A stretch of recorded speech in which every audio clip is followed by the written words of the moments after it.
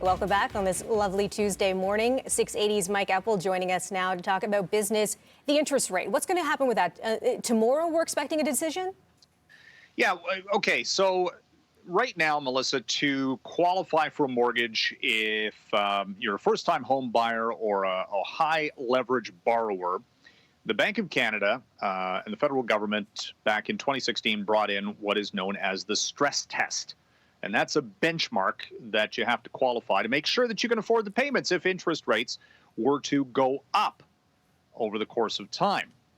Well, at the time it was brought in actually to cool off the housing market because it was overheating, and the big worry was that people were taking on too much debt. Okay. That benchmark interest rate is currently at 4.94%, which is way above what you're probably going to be paying right now for an actual mortgage. Let's put that into perspective.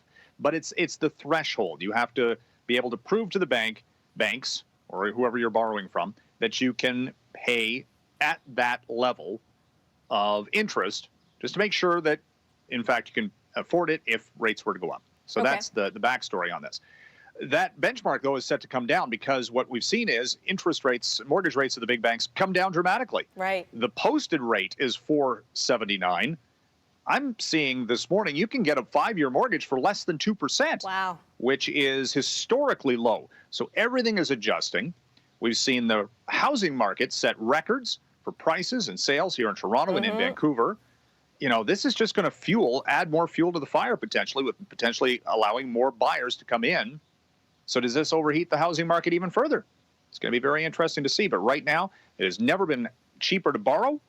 And that is certainly one of the things that has ignited the housing market over the course of this summer. And looking to Ottawa, is there going to be a cabinet shuffle? This is political intrigue at the highest. The Globe and Mail reporting this morning that the Finance Minister, Bill Morneau, and Prime Minister Justin Trudeau have not exactly seen eye to eye on some of the COVID-19 relief efforts. Okay. You've got the charity issues into the mix here, with Mr. Morneau having to apologize for not recusing himself from the decision-making process, cutting a check for $41,000 or thereabouts to pay back, this trip that he took with the family for overseas, and that whole imbroglio coming in. We don't typically see a cabinet shuffle that involves the finance minister specifically in the midst of what we're going on right now, but there is some talk about that. And then the other wrinkle to this is that the former Bank of Canada governor, Mark Carney, is back in the country. He was previously the Bank of England governor as well, and he's been brought on to be an unofficial advisor to the Prime Minister for the COVID-19 economic bounce back, so to speak.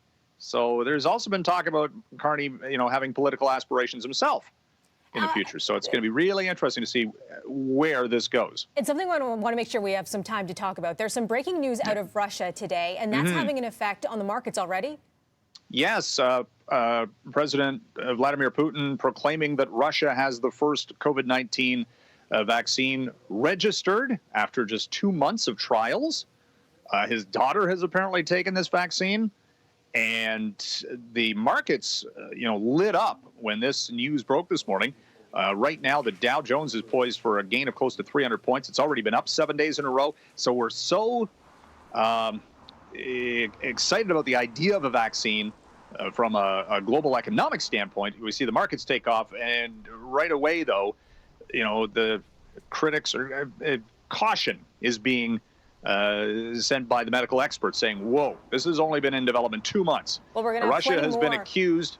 Yeah, Russia has been accused of data mining, hacking other global health agencies to steal information related to a vaccine development. And we're going to have plenty more on that breaking news story coming up later in this morning. morning. Quite remarkable. Thanks so much for that, Mike. You're welcome. Have a great day. Over to you, Devo. You too.